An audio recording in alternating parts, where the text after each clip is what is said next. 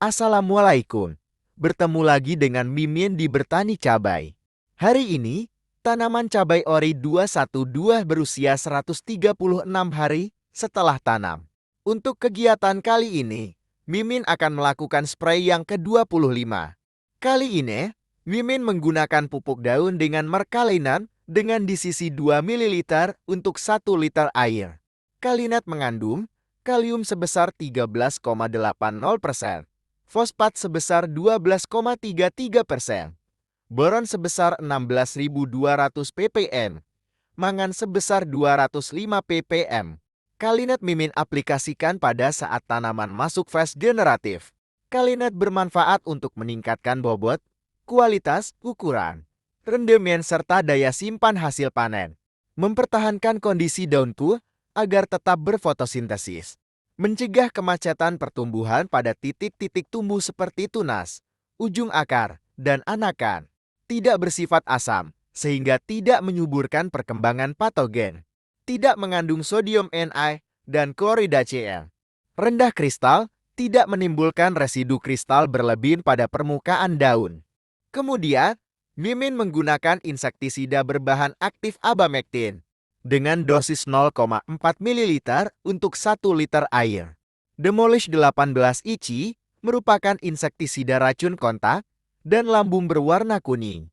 Berbentuk larutan dalam air untuk mengendalikan hama kutu tripeh, kutu daun, dan tungau.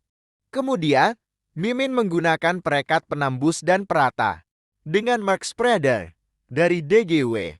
Mimin menggunakan dosis 0,4 ml untuk 1 liter air. Spreader meningkatkan daya rekat pestisida dan mencegah pencucian oleh air hujan. Meningkatkan penetrasi atau daya tembus pestisida hingga 20%. Menghemat penggunaan pestisida hingga 30% sampai 50%.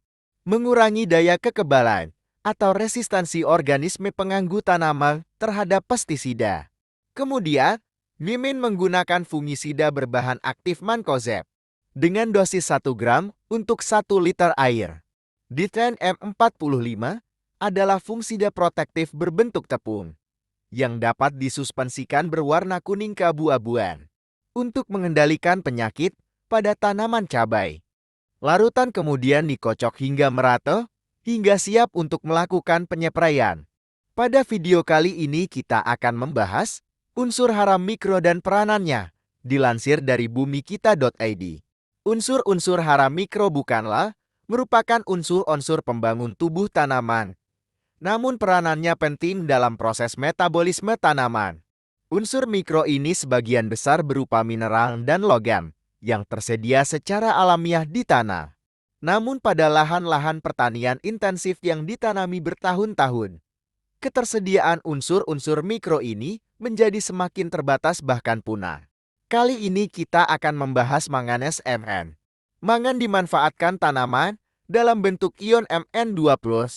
Rata ditemukan 0,005% dari bobot kering tanaman.